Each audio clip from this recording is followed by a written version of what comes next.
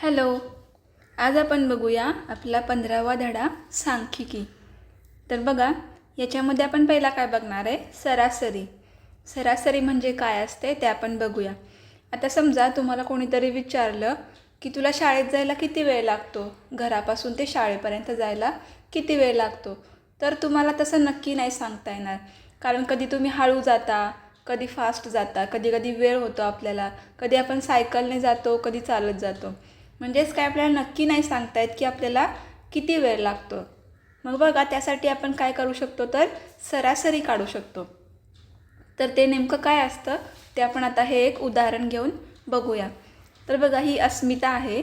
तिचं रोज घरापासून ते शाळेत जायला ती सायकल वापरते आणि त्यासाठी किती मिनटं वेळ लागतात ते या तक्त्यामध्ये आपल्याला दिलेलं आहे. म्हणजे सोमवारी तिला किती मिनटं लागली, तर मंगळवारी, बुधवारी, गुरुवार, शुक्रवार आणि शनिवार अशी तिला वेगवेगळ्या दिवशी वेगवेगळे मिनटे लागलेली आहेत.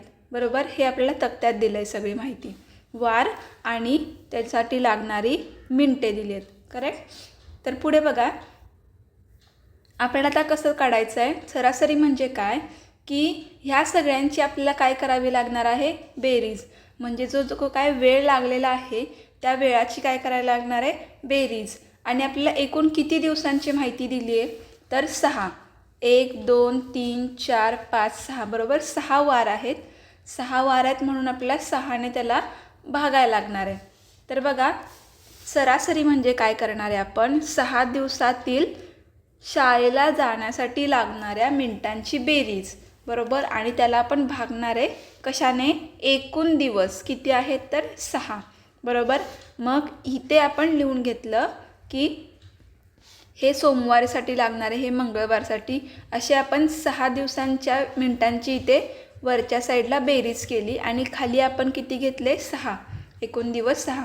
मग जेव्हा आपण ही बेरीज करू तेव्हा बेरीज किती येते आहे, तर 118. त्याला आपण 6ने भागलं तर उत्तर काय येतं आहे, 19.203 असं उत्तर येतं आहे. म्हणजेच काय, अस्मिताला सरासरी शाळेत जाण्यासाठी किती वेळ लागतो, तर 19.203 मिनटे एवढा वेळ रोज लागतो असं आपण सांगू शकतो. सरासरी म्हणजे किती, तर 6 दिवसांची बेरीज आणि त्याला भागिले 6. ठीक आहे. तर आता पुढचं बघूया तुम्हाला उदाहरण.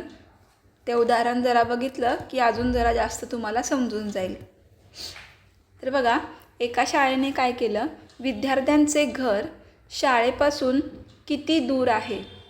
ठीक आहे. म्हणजे शाळेपासून सगळ्यांची घरं वेगवेगळ्या अंतरावर असतात, तर ते किती लांब आहेत हे जाणून घेण्यासाठी सर्वेक्षण केलं. तर त्यापैकी खालील 6 जे विद्यार्थी आहेत त्यांच्या घरापासून ते शाळेपर्यंतचे अंतर आपल्याला दिलं आहे. ठीक आहे. तर त्या अंतराची आपल्याला काय काढायचे, सरासरी काढायचे, बरोबर. आता ही सगळे 6 अंतरं दिली आहेत. तर पहिलं काय आहे बघा, 950 मीटर, नंतर 800 मीटर, 700 मीटर. तर पुढचं बघा 1.5 किलोमीटर आहे, बरोबर. हे पहिले जे 3 होते ते मीटरमध्ये होते, पण हे काय आहे 1.5 किलोमीटर. त्यानंतरचं 1 किलोमीटर आणि शेवटचं आहे 750 मीटर. तर बघा, जेव्हा आपण सरासरी काढणार असतो तेव्हा जे आपल्याला ह्या सगळे जे अंतर दिलं असेल किंवा वेळ दिला असेल ते काय पाहिजे, सगळ्या ज्या गोष्टी आहेत त्या एका मापात पाहिजेत किंवा एकच एकक असलं पाहिजे त्यांना. म्हणजे हे जे अंतर दिलं आहे ते एकतर मीटरमध्ये सगळे पाहिजेत किंवा किलोमीटरमध्ये पाहिजेत किंवा जे काही असेल ते, पण सगळ्यांचं प्रमाण एकच पाहिजे. ठीक आहे. तर आता आपल्याला काय दिसतं, इथे दिलेल्यापैकी 4 किती आहेत, 4 जे मापं आहेत ती मीटरमध्ये आहेत, बरोबर. आणि हे 2 जे आहेत 1.5 किलोमीटर आणि 1 किलोमीटर हे किलोमीटरमध्ये आहेत. मग त्यांचं रूपांतर आपल्याला मीटरमध्ये करावं लागणार आहे सरासरी काढताना. ठीक आहे. तर बघा, आता आपण तो प्रश्न सोडवून घेऊया. तर बघा, विद्यार्थ्यांच्या घरापासून शाळेपर्यंतच्या अंतराची सरासरी काढण्याकरता सर्व अंतरे काय पाहिजेत, एकाच एककात पाहिजेत. ठीक आहे. एकाच एककात मोजावी लागतात. तर बघा, सरासरी म्हणजे काय येणार, तर 6 विद्यार्थ्यांचे घर व शाळा यामधील अंतरांची बेरीज आणि त्याला भागणारे आपण कशाने, एकूण विद्यार्थी. तर एकूण विद्यार्थी किती आहेत, 6. प्रश्न तर आपल्याला दिला आहे 6 विद्यार्थ्यांचे, म्हणून आपण इथे या पुढच्या वेळेस काय करणार तर सगळ्यांची बेरीज करणार. तर हे 950 मीटर, हे 800 मीटर, हे 700 मीटर. आता हे 1500 कुठून आले तर हे जे 1.5 किलोमीटर होते त्याचं आपण मीटरमध्ये रूपांतर केलं, कारण 1 किलोमीटर बरोबर किती असतं तर 1000 मीटर. मग जेव्हा तुम्ही 1.5ला 1000ने गुणलं तर उत्तर किती येणार आहे 1500 उत्तर येणार आहे त्याचं. म्हणून आपण इथे घेताना 1500 घेतलं. ठीक आहे. आता इथं 1 किलोमीटर म्हणजे किती 1000 मीटर. ठीक आहे. त्यानंतर हे शेवटचं 750 हे आहे असं, कारण ते मीटरमध्येच आहे. मग आपल्याला ह्या सगळ्यांची बेरीज करावी लागेल. तर बेरीज किती येते 5700. त्याला भागलं कितीने 6ने.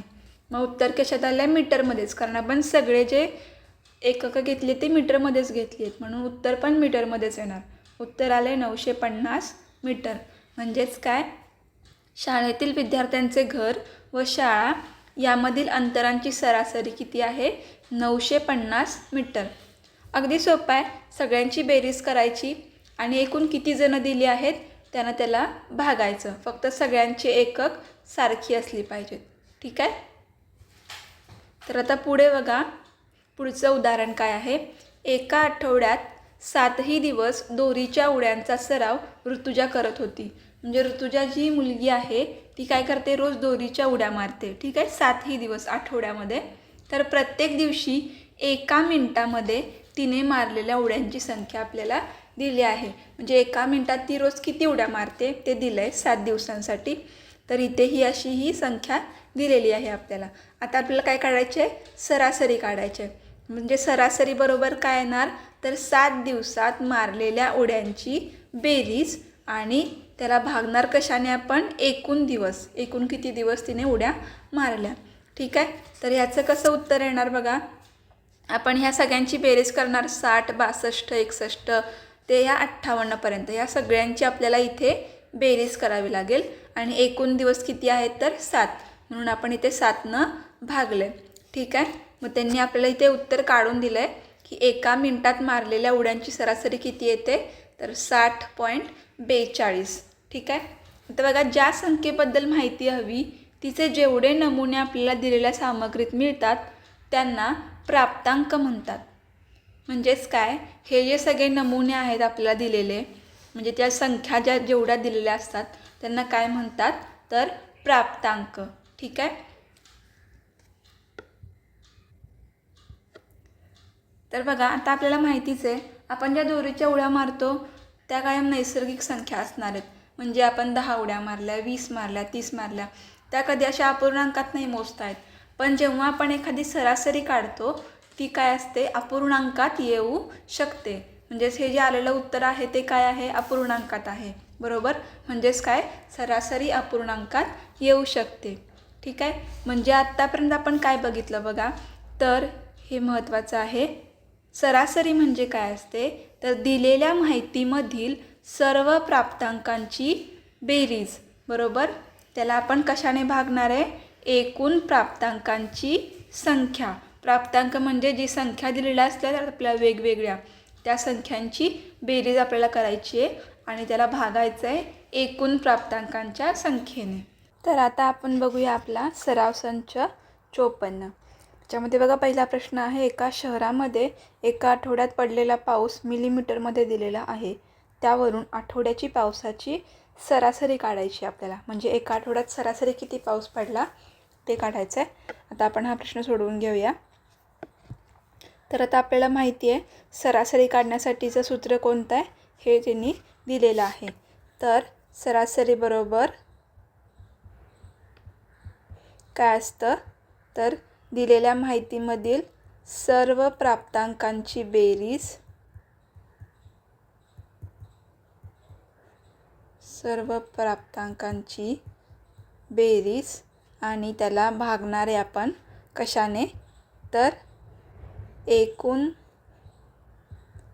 प्राप्तांकांची संख्या. म्हणजे किती दिलेत एकूण प्राप्तांक ते आपल्याला खाली लिहायचे. तर बघा, सरासरी बरोबर काय येणार, काय येईल आता इथे सगळ्या ह्या जे प्राप्तांक दिलेत पहिल्या प्रश्नामध्ये ते सगळे आपण लिहून घेऊया. म्हणजे 9 अधिक 11 अधिक 8 अधिक 20 अधिक 10 अधिक 16 अधिक 12 यांची आपल्याला काय करायची आहे, बेरीज करायची आहे. आणि आता हे एकूण प्राप्तांक किती आहेत, एका आठवड्यात दिवस किती असतात तर 7. आणि हे तुम्ही जर मोजले तर तुम्हाला ते 7च दिसतील. तर आता आपण यांची काय करूया, बेरीज करूया. तर बघा, यांची जर आपण उभ्या पद्धतीने बेरीज केली तर तुम्हाला लगेच उत्तर कळून जाईल. तर 11 आणि 9 20, 20 आणि 8 28, 28 आणि तर अशी जर आपण बेरीज केली तर बेरीज किती येते यांची 86. ठीक आहे, त्याला छेद 7. मग आता आपण जेव्हा 86ला 7ने जर भागलं, जर तुम्ही भागाकार करून बघितला तर त्याचा भागाकार किती येतो 12.28. ठीक आहे, असा त्याचा भागाकार येतो. आता बघा, इथे आपल्याला फक्त 2 दशांश अंकापर्यंतच उत्तर काढायचं आहे. म्हणजेच काय ह्याचं उत्तर येईल 12.29. कारण हा जो तिसरा अंक आहे तो काय आहे 5 किंवा 5पेक्षा जास्त असेल तर आपल्याला ही जी संख्या आहे ती 1ने वाढवावी लागते. ही जर 5पेक्षा लहान असती संख्या तर आपण हे 8 आहे असे लिहिले असते. पण ही 5 आहे म्हणून आपण या 8चे काय केले 9. म्हणून याचं उत्तर काय येणार आहे तर सरासरी बरोबर 12.29 मिलीमीटर. बरोबर. आता याचं आपण पूर्ण शब्दात उत्तर लिहूया. तर असं येईल ते आठवड्याची पावसाची सरासरी 12.29 मिलीमीटर आहे. ठीक आहे, हे झालं आपलं पहिल्या प्रश्नाचं उत्तर. आता आपण आपला दुसरा प्रश्न सोडवूया. बघा, शाळेच्या स्नेहसंमेलनामध्ये स्वयंसिद्धा महिला बचत गटाने आपल्या खाद्यपदार्थांचा स्टॉल लावला होता. दर तासाला झालेली विक्री दिली आहे त्यांनी रुपयांमध्ये 960, 830 असं याप्रमाणे आहे. तर ताशी सरासरी किती रुपयांची विक्री झाली, म्हणजे प्रत्येक तासाला झालेल्या विक्री त्यांनी रुपयांमध्ये दिलेली आहे आणि आपल्याला सरासरी काढायची आहे. तर आपण हे सरासरीचं पहिलं सूत्र लिहून घेऊ. मग आता इथे काय येईल, सरासरी बरोबर आपण या सगळ्या प्राप्तांकांची काय करणार आहे, बेरीज. म्हणजेच काय 960 अधिक 830 अधिक 945 अधिक 800 अधिक 847 अधिक 970. ठीक आहे, आता हे किती प्राप्तांक आहेत एकूण 1 2 3 4 5 6 म्हणून आपण याला 6ने भागणार आहे. ठीक आहे, आता आपण यांची काय करूया, बेरीज करून घेऊया. बघा, या सगळ्यांची जर आपण बेरीज केली तर बेरीज येते 5352. याला आपण 6ने भागणार आहे.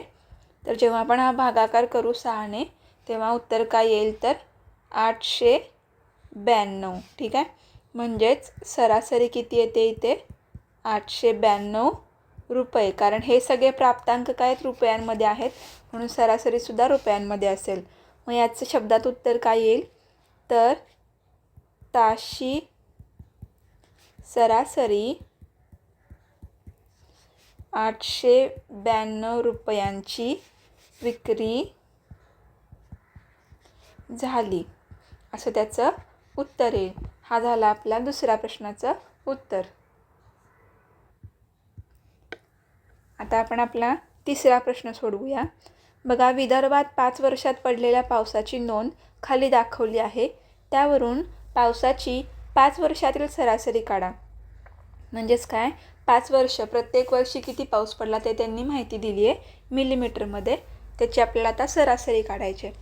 मग आपण इथे सूत्र लिहून घेतलं. पहिला सरासरी बरोबर सर्व प्राप्तांकांची बेरीज छेद एकूण प्राप्तांकांची संख्या. मग सरासरी बरोबर काय येईल तर जे सगळे प्राप्तांक दिलेत ते आपण त्यांची बेरीज करू. इथे 450 अधिक 733 अधिक 400. तुम्ही हे सगळे एका ओळीमध्ये लिहून घ्या. आता किती दिवसांची किती वर्षांची दिली आहे 5 म्हणून भागाकारात 5 येणार छेदमध्ये. मग आता आपण यांची बेरीज करूया. तर बघा यांची सगळ्यांची बेरीज किती येते 3133. ठीक आहे. त्याला आपण 5ने भागणार आहे. तर यांचा भागाकार कसा येतो 626.3 असा त्याचा भागाकार येतो. ही झाली आपली सरासरी. म्हणजेच काय ह्याचं शब्दात उत्तर काय येईल तर पावसाची 5 वर्षातील सरासरी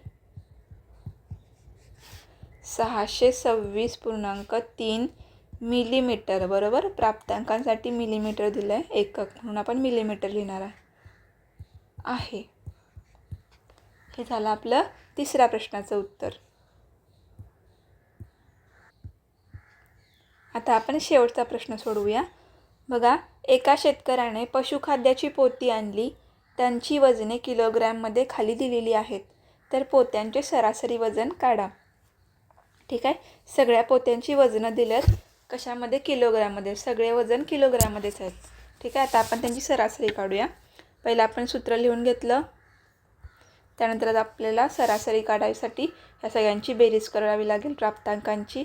मग 49.8 अधिक 49.7 अधिक 49.5 अधिक 49.3 अधिक 50 अधिक 48.9 अधिक 49.2 अधिक 48.8 ही सगळी आहेत प्राप्तांक.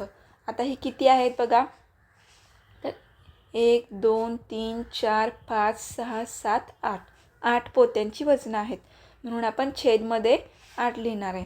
आता आपण यांची बेरीज करूया. तर जर आपण या सगळ्यांची बेरीज केली तर बेरीज येते 395.2 भागिले 8 किंवा छेदामध्ये 8. मग जर आपण या 8ने भागलं या 395.2ला तर भागाकार येतो आपला 49.4. ही झाली आपली सरासरी. ही कशामध्ये येणार किलोग्रॅममध्ये, कारण आपल्याला प्रश्नात सुद्धा किलोग्रॅममध्ये प्राप्तांक दिलेत. ठीक आहे. मग आपले या शाब्दिक उदाहरणाचं उत्तर काय येईल तर पोत्यांचे सरासरी वजन 49.4 किलोग्रॅम आहे. हे झालं आपलं चौथ्या प्रश्नाचं उत्तर. ठीक आहे. कळलं सगळ्यांना. ओके. तर बघा आता आपण पुढे बघूया आपली वारंवारता वितरण सारणी म्हणजे काय. ठीक आहे. आता आपण उदाहरणांमध्ये बघितलं की आपल्या प्राप्तांक जे दिले होते ते प्रत्येक प्राप्तांक काय होते वेगळे वेगळे असे होते. पण एखाद्या वेळेस काय होतं माहितीमध्ये जे प्राप्तांक असतात ते अनेक वेळा येतात. म्हणजे एकच प्राप्तांक 2-3 वेळा येऊ शकतो. तर जेव्हा एखादा प्राप्तांक किती वेळा आला हे दाखवणाऱ्या संख्येला त्या प्राप्तांकांची वारंवारता म्हणतात. ठीक आहे. म्हणजे एक संख्या किती वेळा येते हे जे दाखवतात त्याला काय म्हणतात प्राप्तांकांची वारंवारता. ठीक आहे. अशा वेळी काय करतात वारंवारता सारणी तयार करतात.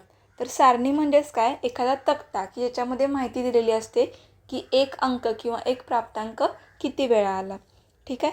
तर त्या सारणीमध्ये काय काय असतं ते आता आपण बघूया. तर बघा त्या सारणीमध्ये इथं जे तुम्हाला हा तक्ता दिसतोय याच्यामध्ये काय असतं पहिला असतं तो म्हणजे प्राप्तांक. म्हणजे काय त्यातला जो प्राप्तांक आहे तो आपल्याला ह्या लाईनमध्ये लिहून घ्यायचा आहे किती आहे ते. त्यानंतर दुसरा असतो तो म्हणजे ताळ्याच्या खुणा.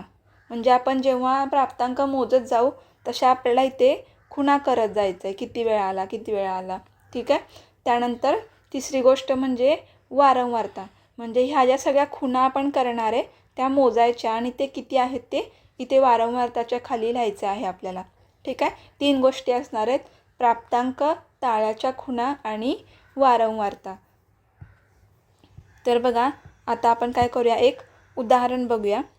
त्याच्या आधी मी तुम्हाला एक गोष्ट सांगते की आपण ज्या या खुणा करणार आहे ताळ्याच्या खुणामध्ये, इथे जे तुम्हाला दिसतंय, त्या आपण 4 जेव्हा खुणा करणार, 1 2 3 4, त्यानंतर जी 5वी खूण असणार आहे ती आपण अशी उभी रेषा नाही मारायची, तर या 4च्या ह्याच्यावर एक आपण तिरकी रेषा मारणार आहे. त्याच्याकरून आपल्याला मोजणं सोपं जाईल पुढे जाऊन. ठीक आहे. 5वी रेष जी असणार आहे ती आपण अशी मारणार आहे. मग जेव्हा 6वी येईल तेव्हा परत 6 7 8 9 4 झाल्या. परत जर 10वं असलं तर 10वी रेष आपण अशी मारणार. ठीक आहे. असं आपण मोजणार आहे. आणि त्या तक्त्याच्या खाली म्हणजे त्या वारंवारता सारणीच्या खाली आपण काय करणार आहे, ही जी सगळी वारंवारता येणार आहे त्या सगळ्यांची काय करणार आहे आपण बेरीज करणार आहे. ठीक आहे. आणि ती बेरीज कशाने दर्शवतात तर एननी. म्हणजेच काय, एकूण वारंवारता म्हणजेच एन बरोबर ह्या सगळ्यांची आपण काय करणार आहे बेरीज करणार आहे. ठीक आहे. हा असेल आपला वारंवारता सारणीचा तक्ता. तर आता मी तुम्हाला उदाहरण देऊन सांगते इथे काय दिलं आहे ते. तर बघा, एका वर्गातील काही मुलींचे घरापासून शाळेपर्यंतचे अंतर किलोमीटरमध्ये दिलेले आहे. म्हणजे मुलींची जे घरं आहेत शाळेपासून किती लांब आहेत त्याचं आपल्याला किलोमीटरमध्ये अंतर दिलं आहे. तर बघा, प्राप्तांक आहेत, हे सगळे जे दिलेले आहेत ते काय आहेत प्राप्तांक आहेत. बरोबर. ते एकच प्राप्तांक अनेक वेळा आला आहे. ठीक आहे. मग इथे आपण पहिल्यांदा काय लिहून घेतला आपला प्राप्तांक. तर कोणते कोणते अंक आहे दिसतात आपल्याला, 1 दिसतोय, 2 दिसतोय, 3 आहे, 4 आहे, 5 आहे. त्यानंतर परत सगळे 4 1 3 4 म्हणजे परत परत तेच आलेत. आणि हा 6 एक वेगळा दिसतोय आपल्याला. म्हणजेच काय 1 ते 6 असे काय आहेत वेगवेगळे प्राप्तांक आहेत. मग आपण या प्राप्तांकाच्या खाली काय लिहिणार आहेत 1 ते 6 अंक लिहून घेणार आहे. ठीक आहे. त्यानंतर आपल्या ताळ्याच्या खुणा याच्या खाली आपण काय करणार आहे खुणा करणार आहे. तर बघा, 1 हा प्राप्तांक याच्यामध्ये किती वेळा आला आहे. ठीक आहे. आपण मोजूया. तर मी थोडंसं हे मोठं करून दाखवते तुम्हाला. तर बघा, आपण मोजूया 1 हा प्राप्तांक किती वेळा आला आहे. तर बघा, हा 1, त्यानंतर 2, मी गोल करते, 1 2, ठीक आहे, 2च वेळा आला आहे. म्हणून इथे आपण खुणा किती केल्या आहेत, फक्त 2 खुणा केलेत. आणि त्याची वारंवारता किती येणार 2, कारण खुणा किती आहेत 2 आणि तो आला आहे किती वेळा त्या ह्याच्यामध्ये उदाहरणामध्ये 2 वेळा. ठीक आहे. त्यानंतर बघा, 2 हा प्राप्तांक किती वेळा आला आहे आपण मोजूया. तर बघा, 1 एकच आहे, पूर्ण एका ह्याच्यामध्ये तो एकदाच आला आहे, म्हणून इथे खूण पण एकच केली आहे. ठीक आहे. याची वारंवारता पण एकच येईल. असंच 3चं पण केलं आहे. आता आपण 4चं बघूया. 4 हा प्राप्तांक किती वेळा आला आहे ते मोजूया. तर बघा, 1 जेव्हा आपल्याला 4 सापडतो तेव्हा लगेच एक खूण करून घ्यायची अशी. ठीक आहे. त्यानंतर हे दुसरी खूण इथे येणार. त्यानंतर अजून एकदा आपल्याला सापडला, आपण अजून एक खूण करणार. त्यानंतर अजून एकदा सापडला, अजून एकदा खूण करणार. आता बघा, या 4 खुणा झालेल्या आहेत. 5वी खूण आपली कशी येणार आहे तिरकी येणार आहे. जर 5वा 4 सापडला तर आता हे 1 2 3 4 झाले. आता हा कितवा 5वा 4 आहे. ठीक आहे. आपण 5वी लाईन कशी मारणार आहे अशी. ठीक आहे. म्हणजेच काय 4 किती वेळा आलेत 5 वेळा, म्हणून इथे वारंवारतामध्ये किती लिहिलं आहे 5. असंच आपण 5 किती वेळा आलेत 6 किती वेळा आलेत हे मोजलेलं इथं त्यांनी दिलेलं आहे. आता आपल्याला काय करायचं, एकूण वारंवारता सारणीच्या खाली एकूण वारंवारता एन बरोबर ह्या सगळ्यांची बेरीज केली त्यांनी आणि इथे ही बेरीज किती आली आहे तर 15 आली आहे. ठीक आहे. अगदी सोपं आहे. पहिला प्राप्तांक लिहून घ्यायचे, ताळ्याच्या खुणा करायच्या आणि वारंवारता लिहायची आणि खाली फक्त त्याची बेरीज करून एन बरोबर लिहून घ्यायचं. चालेल. आता आपण पुढे बघूया.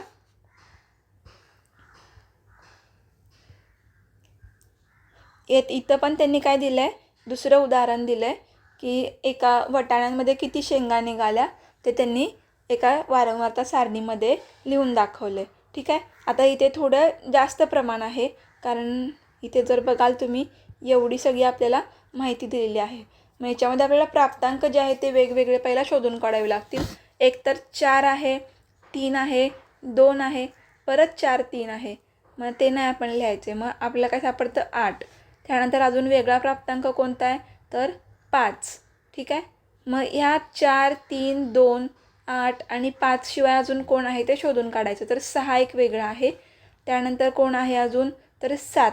ठीक आहे, म्हणजे कोणत्या कोणत्या संख्या आपल्या सापडल्या, छोट्या संख्येपासून चालू करू. तर पहिला 2, त्यानंतर 3 आहे, 4 आहे, 5 पण आहे, 6 आहे, 7 आणि 8, म्हणजे 2 ते 8 असे आपल्याला काय सापडले, तर प्राप्तांक सापडले. म्हणून आपण इथे काय लिहून घेतलं, दाण्यांची संख्या, म्हणजे त्या शेंगेमध्ये किती दाणे आहेत त्या दाण्यांची संख्या. त्यानंतर ताळ्याच्या खुणा आणि नंतर शेवटला वारंवारता, म्हणजे ते किती वेळा आले. ठीक आहे, तर बघा 2 ही संख्या किती वेळा आली आहे ते आपल्याला ह्या सगळ्यामध्ये, ह्या माहितीमध्ये मोजावं लागेल. तर मी फक्त तुम्हाला आता ह्या 2चं फक्त मोजून दाखवते की ते किती वेळा आलेत. तर बघा 2 ही संख्या किती वेळा आली आहे, एकदा. मग आपण इथे 1 खूण करून घेतली, त्यानंतर अजून 1 खूण मिळाली आपल्याला, अजून एकदा, ही झाले 4. त्यानंतर परत एकदा आला आहे हा 5वा, त्यामुळे 5वी खूण अशी येईल. मग परत अजून आहे का, तर आहे. 6वी खूण आपली परत अशी येणार वेगळी. त्यानंतर अजून आहेत का, तर आहेत. मग अजून 1 खूण येईल, त्यानंतर परत अजून एकदा, ही 3री झाली. आणि अजून आहेत का, नाही, तर संपले. त्यामुळे 2च्या किती खुणा आहेत ह्या आता आपण मोजूया. ताळ्याच्या खुणा 1, 2, 3, 4 आणि ही 5. जेव्हा असं दिसतं तेव्हा काय समजून जायचं की ते 5 खुणा आहेत. तर ह्या 5 झाल्या आणि 6, 7, 8, म्हणजे वारंवारता किती आहे 2 संख्येची, 8 वेळा. 2 ही संख्या 8 वेळा आली आहे. असंच त्यांनी पूर्ण 2 ते 8पर्यंत काढून घेतलं आहे आणि नंतर ह्या सगळ्याची काय केली आहे, तर बेरीज केली आहे. ठीक आहे, ती बेरीज आली आहे 50. अशी आपल्याला सारणी तयार करायची आहे. चालेल, सोपं आहे अगदी. तर आपण आपला पुढचा उदाहरण संग्रह बघूया, त्यासाठी सराव संच बघूया.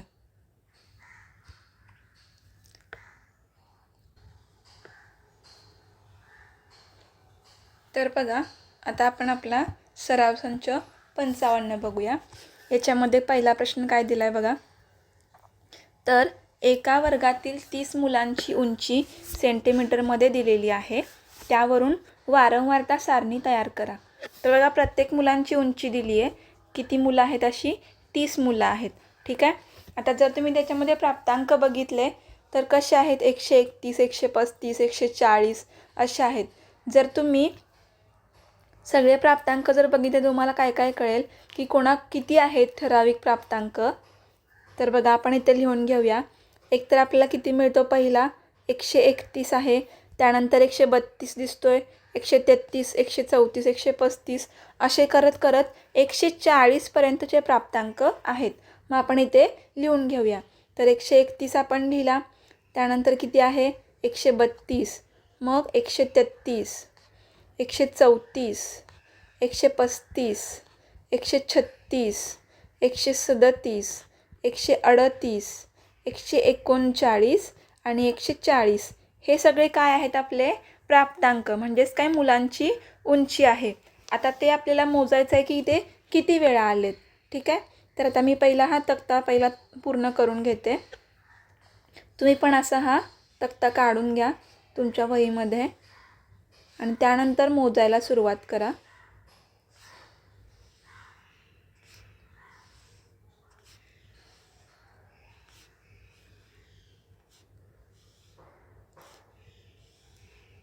तर बघा हा झाला आपला तक्ता तयार. आता आपण काय करूया, मोजायला चालू करूया.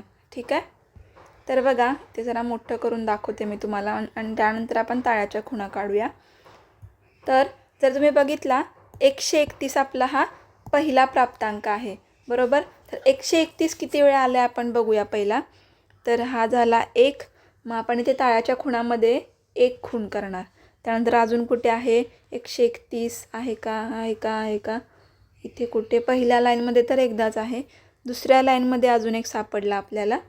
मग आपण अजून एक खूण करून घेणार. अजून एक सापडतोय का बघा दुसऱ्या लाईनमध्ये, तर आहे, हा शेवटला इथे आहे.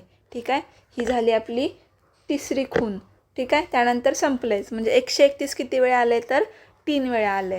ठीक आहे, म्हणून आपण इथे काय करणार, आता वारंवारता जी दिली आहे तिथे काय लिहिणार आपण, तर 3 आकडा लिहिणार. ठीक आहे, कारण तो 131 प्राप्तांक 3 वेळा आला आहे. असं आपल्याला काय करायचं आहे, आता 132 हा जो आपला प्राप्तांक आहे तो किती वेळा आला आहे तो मोजून घेऊया आपण.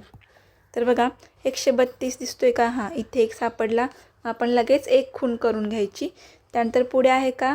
तर आहे. मग अजून एक खूण करून घ्यायची. त्यानंतर अजून आहे का? तर आहे. म्हणजे अजून एक खूण झाली. परत खालच्या लाईनमध्ये बघा कुठे सापडतो का? तर खालच्या लाईनमध्ये एकदासुद्धा 132 नाही आहे. म्हणजेच काय, जर आपण ह्या खुणा ताळ्याच्या खुणा मोजल्या 132 किती वेळा येतो? 3 वेळा. त्यानंतर बघा 133 हा प्राप्तांक किती वेळा आला आहे ते आता मोजूया आपण.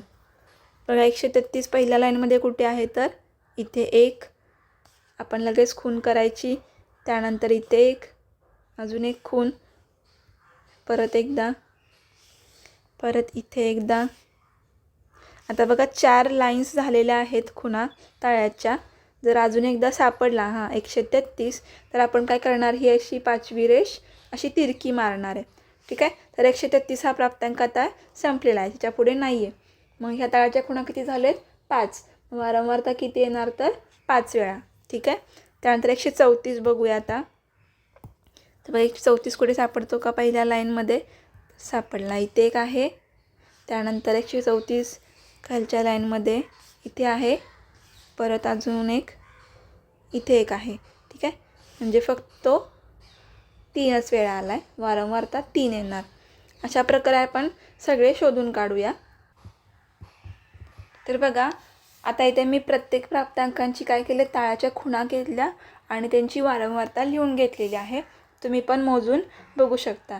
आता आपल्याला खाली काय करायचं आहे? तर एकूण वारंवारता n बरोबर ह्या वारंवारता ज्या लिहिलेल्या आहेत त्यांची आपल्याला बेरीज करावी लागेल. ठीक आहे. म्हणजे 3 अधिक 3 अधिक 5 अधिक 3 ह्या सगळ्यांची बेरीज. तर त्यांची बेरीज किती येते? 30. ठीक आहे. म्हणजे आपली वारंवारताची एकूण बेरीज किती आली? 30. ठीक आहे. हे झालं आपलं पहिल्या प्रश्नाचं उत्तर. आता आपण आपला दुसरा प्रश्न सोडवूया. एका वसाहतीमध्ये 50 कुटुंबे राहतात. प्रत्येक कुटुंबातील व्यक्तींची संख्या पुढे दिली आहे. त्यावरून वारंवारता सारणी तयार करा. बघा 50 कुटुंबे राहतात आणि त्या एका कुटुंबामध्ये एकूण किती जण राहतात ते त्यांनी या माहितीमध्ये दिलेले आहेत. म्हणजे हे सगळे काय आहेत? प्राप्तांक आहेत. बरोबर. हे जे सगळे आपल्याला दिसत आहेत हे प्राप्तांक आहेत. बघा किती आहेत प्राप्तांक? तर पहिला 5 तर दिसतोय. त्यानंतर 4 आहे, 3 आहे, 2 आहे, 1 आहे. ठीक आहे. जर तुम्ही पूर्ण सगळी माहिती बघितली तर तुम्हाला 1 ते 5 एवढेच अंक दिसतील. म्हणजेच काय, आपल्या व्यक्तींची संख्या हा जो पहिला तक्त्यामध्ये लाईन आहे त्याच्यामध्ये खाली किती येणार? तर 1 ते 5 हे प्राप्तांक लिहून घेऊया पहिला. 1, 2, 3, 4 आणि 5. ठीक आहे. ही झाली व्यक्तींची संख्या. आता आपल्याला काय करायचं आहे? तर ताळ्याच्या खुणा म्हणजेच काय, 1 किती वेळा आला आहे, 2 किती वेळा आला हे आपल्याला मोजून काढायचं आहे. ठीक आहे. आता मी तुम्हाला फक्त पहिला 1 मोजून दाखवते. तर बघा जर तुम्ही ही पहिली लाईन चेक केली तर फक्त तुम्हाला 1 इथे एकदाच दिसतोय, म्हणून आपण इथे 1 खूण केली. त्यानंतर अजून कुठे आहे का? तर नाही. आता आपण 2 बघूया किती वेळा आला आहे. ठीक आहे. तर बघा 2 कुठे आहे? पहिल्या लाईनमध्ये. हा इथे एकदा आला, 1 खूण केली आपण. त्यानंतर अजून एकदा, अजून एकदा, अजून एकदा, अजून एकदा. म्हणजे 4 झाली आणि ही 5वी लाईन येईल. परत आहे का? तर आहे. अजून एकदा आहे. त्यानंतर अजून एकदा. ठीक आहे. असं तुम्हाला करत जायचं आहे आणि 4 लाईन झाल्या की जी 5वी लाईन असणार आहे ती तुम्हाला अशी तिरकी मारायची आहे. तर इथे भरपूर वेळा आला आहे 2. थोडं हळू तुम्हाला बघावं लागेल कारण खूप साऱ्या संख्या आहेत आणि त्या रिपीट झाल्या आहेत सगळ्या. म्हणजे बऱ्याच वेळा आले त्यामुळे गोंधळ होऊ शकतो. आता मी पुढचं मोजून घेते. तर बघा मी इथे आता मोजून घेतलेत की ते किती वेळा आलेत. ठीक आहे. ताळ्याच्या खुणा करून घेतलेत. आता मी इथे काय करते? त्यांची वारंवारता लिहिते. तर बघा 1ची वारंवारता किती आहे? 1च आहे. ठीक आहे. 2ची वारंवारता किती मोजूया? तर हे झाले पहिले 5. त्यानंतर हे 5 म्हणजे 5 आणि 5 10. नंतर 11, 12 आणि 13. 2ची वारंवारता आहे 13. 3ची बघूया. हे 5 आणि 5 10 आणि 5 15 आणि 1 हा शेवटचा 16. 4 बघू किती वेळा आलेत, तर 5 आणि 5 10 आणि 11 12 13. 5 बघा किती वेळा आलेत, हे 5 6 7. ठीक आहे. आता आपल्याला ह्या सगळ्यांची काय करावी लागेल, तर बेरीज.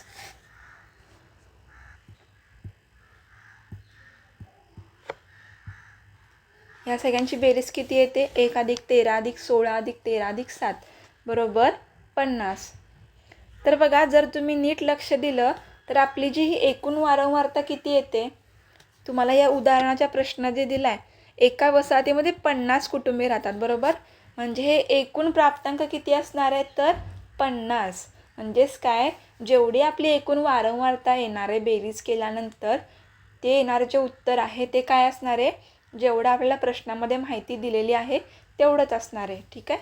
त्यावरून तुम्हाला कळू शकतं की तुमचं चुकलं आहे की बरोबर आहे. ठीक आहे. कारण 50 कुटुंबांची माहिती दिली होती, म्हणून वारंवारता पण किती यायला पाहिजे, तर 50. आता आपण आपला तिसरा प्रश्न बघूया.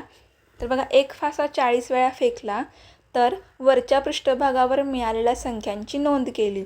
त्यावरून वारंवारता सारणी तयार करा. तर बघा, जेव्हा आपण फासा फेकतो तेव्हा संख्या किती येतात, एकतर 1 2 3 4 5 6. म्हणजे 1 ते 6 यापैकी आपल्याला कोणतीही एक संख्या मिळते. म्हणजेच हे जे आपल्याला प्राप्तांक दिलेले आहेत ते 1 ते 6 मधले अंक असणार आहेत. म्हणून आपण जेव्हा ही वारंवारता सारणी तयार करतो आहे त्याच्यामध्ये आपण पहिला काय लिहून घेतलं, तर पृष्ठभाग. ठीक आहे.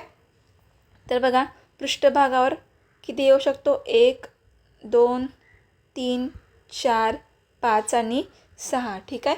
एवढे हे आपले काय आहेत, प्राप्तांक आहेत. आता आपण ताळ्याच्या खुणा मोजणार आहोत. तर मी ताळ्याच्या खुणा करून घेतलेल्या आहेत. हे सगळे जे प्राप्तांक आहेत ते मी काय मोजलेले आहेत. ठीक आहे. तर बघा, आता आपण वारंवारता लिहून घेऊया. 1ची वारंवारता आहे 2. त्यानंतर 2ची वारंवारता किती येईल, 5 आणि 3 8. 5 आणि 5 10 आणि 3 13. ही झाली 3ची वारंवारता. 4ची 5 आणि 3 8. हे फक्त 5 5च आहेत. त्यानंतर 6ची वारंवारता किती आहे, तर 4 आहे. आता मी यांची काय करते, तर बेरीज करते. तर 2 अधिक 8 अधिक 13 अधिक 8 अधिक 5 अधिक 4 यांची जर बेरीज केली तर किती मिळते आपल्याला, 40. मी तुम्हाला काय सांगितलं, ही जी एकूण वारंवारता येते म्हणजे n बरोबर जी संख्या येते ती म्हणजेच काय असते, आपल्या प्रश्नात जी दिलेली आहे संख्या तेवढीच यायला पाहिजे, तरच आपलं सारणी बरोबर आहे हे आपल्याला कळून जातं. ठीक आहे. आपलं सारणी बरोबर आलेली आहे. आता आपण आपला शेवटचा प्रश्न सोडवून घेऊया. तर बघा, 4थ्या प्रश्नामध्ये काय दिलं आहे, एका वसतिगृहाच्या खानावळीमध्ये 30 मुलांना जेवणामध्ये खालीलप्रमाणे पोळ्यांची संख्या लागते. त्यावरून वारंवारता सारणी तयार करा. मुलांना मेसमध्ये किती चपात्या लागतात, 1 2 3 किंवा 4. त्या किती वेळा त्या किती आहेत ते या माहितीमध्ये दिलेलं आहे. ठीक आहे. म्हणजे हे सगळे काय आहेत, आपले प्राप्तांक आहेत बरोबर. तर बघा, 2 पासून ते 5 पर्यंत असे हे प्राप्तांक आहेत. म्हणून मी या सारणीमध्ये काय केले, पोळ्या लिहिले आणि त्याच्या खाली ते प्राप्तांक लिहून घेतलेले आहेत. आता आपण काय करणार आहोत, आपल्या ताळ्याच्या खुणा करणार आहोत. तर बघा, मी ताळ्याच्या खुणा करून घेतलेत 4थ्या प्रश्नासाठी. आता आपण यांची वारंवारता बघूया किती आहे. तर 2ची वारंवारता किती आहे बघा, हे 5 आणि 4 किती येतील, 9. त्यानंतर 3ची किती आहे, 5 आणि 5 10. 4ची किती आहे, 5 आणि 3 8. आणि 5ची किती आहे, 3. मग आपण यांची जर बेरीज केली तर किती येईल बघा, 10 आणि 9 19. 19 आणि 8 27. 27 आणि 3 किती येतात, तर 30 बरोबर. म्हणजे आपली एकूण वारंवारता 30 आली. आपलं उत्तर बरोबर आहे का, तर हो, कारण प्रश्नामध्ये काय दिलं आहे, खानावळीमध्ये 30 मुलांची माहिती दिली आहे त्यांनी, म्हणून आपलं उत्तर बरोबर आहे. आपली सारणी बरोबर आलेली आहे. अशा प्रकारे हा सराव संच संपलेला आहे.